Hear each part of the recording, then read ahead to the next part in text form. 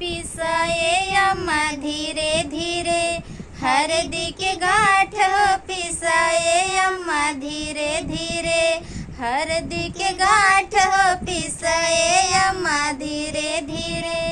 पहिला हरदिया अम्मा पंडित जी चढ़ाई है हो, पहिला हरदिया अम्मा पंडित जी चढ़ाई है हो।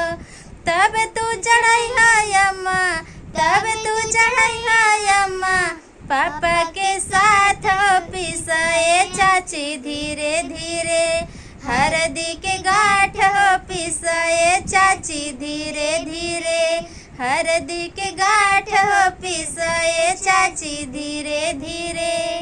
दूसरा हरदिया चाची पापा जी चढ़ाई है हो, दूसरा हरदिया चाची पापा जी चढ़ाई है हो।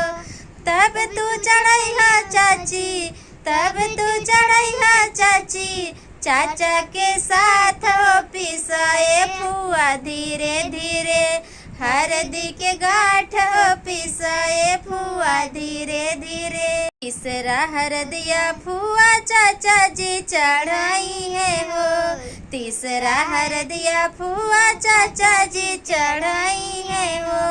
तब तू चढ़ाई है